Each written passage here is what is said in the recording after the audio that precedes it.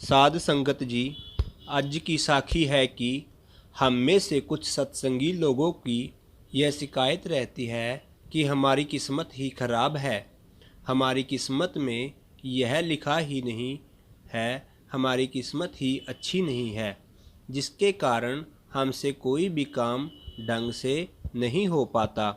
और अगर हम कोई काम करते हैं तो उसका फल हमें उतना नहीं मिल पाता जितना कि हमें उम्मीद होती है। हम मेहनत ज़्यादा करते हैं, हमें फल कम मिलता है।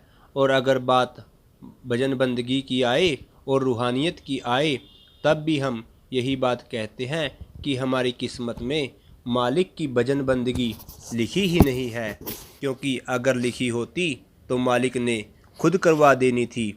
इसी के कारण हमसे मालिक की भजन बंदगी नहीं होती। हम तरह तरह के बहाने बनाने लगते हैं और कहते हैं कि हम इस समय मालिक की भजन बंदगी नहीं कर सकते, क्योंकि अब घोर कलयुग चल रहा है।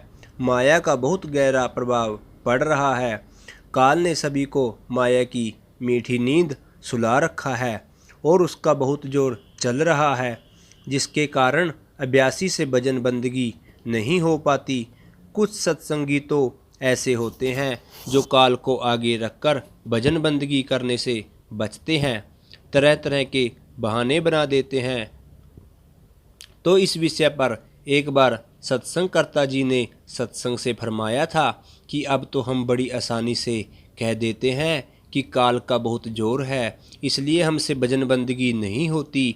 लेकिन ज़रा सोचिए, जब सतगुरु जी का समय था तब कितना अत्याचार लोगों पर होता था, कितना भेदभाव होता था। जब कबीर जी का समय था तभी लोगों पर अत्याचार होता था, क्योंकि इस बात के गवाह खुद संत महात्मा हैं, जिनको बार बार राज दरबार में राजा के सामने पेश होना पड़ता था। जैसे कि सतगुरु जी को बाबर ने जेल में डाल दिया, संत कबीर जी को उस समय के एक सेठ ने भला बुरा कहा था, उन्हें परेशान किया था। सोचिए उस समय हमारे संत महात्माओं के साथ क्या क्या नहीं हुआ।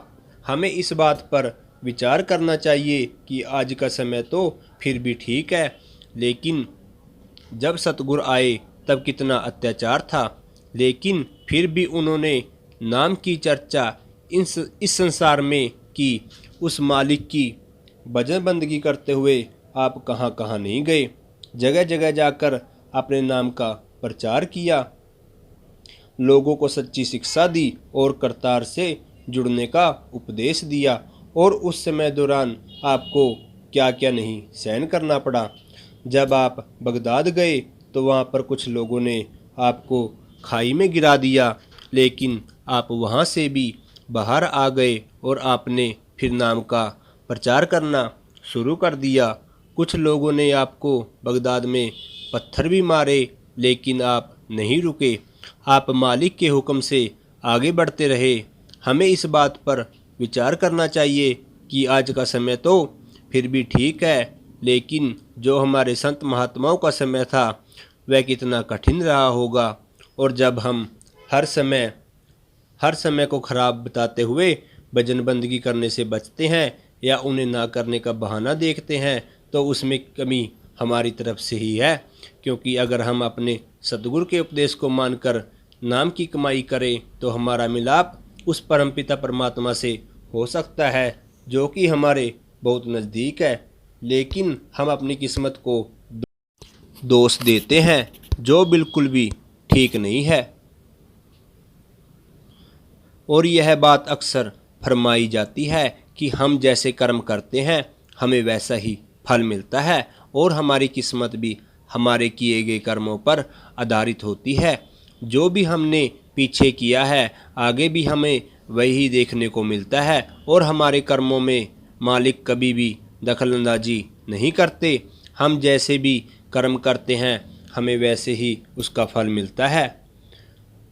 तो एक प्रकार से हम अपनी किस्मत खुद ही बनाते हैं, क्योंकि मालिक ने मनुष्य को कर्म करने की छूट दी हुई है, और यह पूरी तरह से वह जीव पर निर्भर करता है वह कैसे कर्म करता है। और यह बात संत कबीर जी ने अपनी वाणी में भी कही है, कबीर मनुआ एक है चाहे गुरु की भक्त करे, चाहे विश्व कमाए। जिसका अर्थ है, कबीर जी हमें समझाते हैं कि हमारा मन तो एक ही है और यह बात पूरी तरह से उसके ऊपर निर्भर करती है कि उसे क्या करना चाहिए और कैसे कर्म करने चाहिए। वह अच्छे कर्मों की तरफ भी जा सकता है और वह बुरे कर्मों की तरफ भी जा सकता है, और जैसे वह कर्म करता है उसका भविष्य भी उसके कर्मों पर ही आधारित होता है। वह परमपिता परमात्मा मनुष्य के कर्मों में भी कभी भी दखलंदाजी नहीं करते। मनुष्य जैसे भी कर्म करता है वह वैसा ही फल उसे दे देते हैं। तो किस्मत को दोष देना ऐसा ही है जैसे कि कोई आम के वृक्ष के नीचे बैठकर यह कहे कि आप खुद ही मेरी झोली में पड़ जाएं और मुझे कोई मेहनत ना करनी पड़ेगी। साध संगत जी, एक बहुत ही प्यारी कहानी आपसे साझा करता हूँ, जिसे सुनकर हमें यह एहसास होगा कि अपनी किस्मत को दोष देना बिल्कुल ही गलत है। तो आइए बड़े ही प्यार से आज की यह कहानी शुरू करते हैं। एक बार एक व्यक्ति राजा के पास जाता है और उस व्यक्ति के पास दो सुंदर पक्षी होते हैं जो वह राजा को भेंट कर देता है, और वह पक्षी बहुत सुंदर होते हैं। तो राजा यह देखकर बहुत खुश हो जाता है। लेकिन जब कुछ समय बीत जाता है तब एक पक्षी उड़ना बंद कर देता है और वह वृक्ष की डाली के साथ ही चिपका रहता है। तो राजा यह देखकर थोड़ा दुखी हो जाता है कि दूसरा पक्षी कितनी उड़ाने उड़ता है और यह कितना अच्छा लगता है, लेकिन यह पक्षी वृक्ष की डाल के साथ ही चिपका रहता है, उड़ता ही नहीं। तो वह अपने राज्य में यह घोषणा करवा देता है कि जो मेरे इस पक्षी को ठीक करेगा उसे मैं सोने की मुद्राएं दूंगा। तो बहुत से लोग राजा के दरबार में इकट्ठे हो जाते हैं और हर कोई राजा के उस पक्षी को उड़ाने की कोशिश करता है, लेकिन किसी से भी कोई बात नहीं बनती। सभी अपना अपना प्रयास कर वहाँ से चले जाते हैं, लेकिन वह पक्षी नहीं उड़ता। और फिर प्रजा में से एक बुजुर्ग बोलते हैं, वो राजा से अपील करते हैं कि मैं आपके इस पक्षी को उड़ाने का प्रयास करना चाहता हूँ। तो राजा उन्हें इसकी इजाज़त दे देते हैं। जब उन्हें उसकी इजाज़त मिल जाती है तो उसके बाद वह पक्षी को एक पल में उड़ा देते हैं, और यह देखकर सभी हैरान हो जाते हैं कि यहाँ पर इतने बड़े बड़े लोग आए थे, इतने बड़े बड़े वेद यहाँ पर इकट्ठे हुए थे जो इस पक्षी को नहीं उड़ा पाए, और एक साधारण से बुजुर्ग ने इसे उड़ा दिया। जब राजा जी ने यह देखा तो वो थोड़े अचंभित रह गए और बोलते हैं कि यह कैसे हो गया।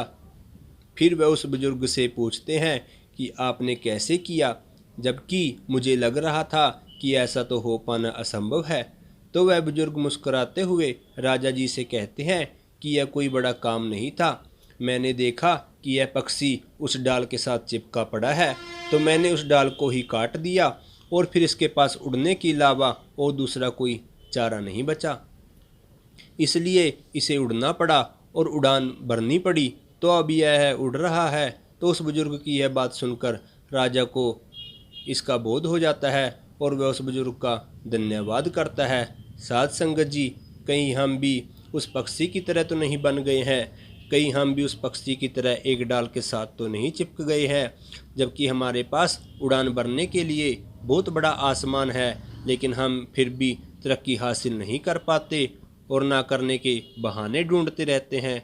तो हमें भी इस कहानी से यही प्रेरणा मिलती है कि हमें बिना रुके निरंतर प्रयास करते रहना चाहिए, और जब हम निरंतर प्रयास करते रहेंगे एक ना एक दिन मालिक की कृपा अवश्य होगी, क्योंकि अगर जीव मेहनती हो तो मालिक उसे वह भी देता है जो उसकी किस्मत में नहीं होता।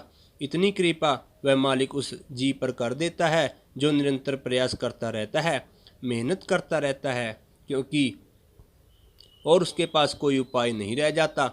साथ संगत जी, इसी के साथ हम आपसे इजाज़त लेते हैं। अगर यह साखी आपको अच्छी लगी हो तो हमारे चैनल को सब्सक्राइब करें और इसको वीडियो को शेयर करना ना भूलें।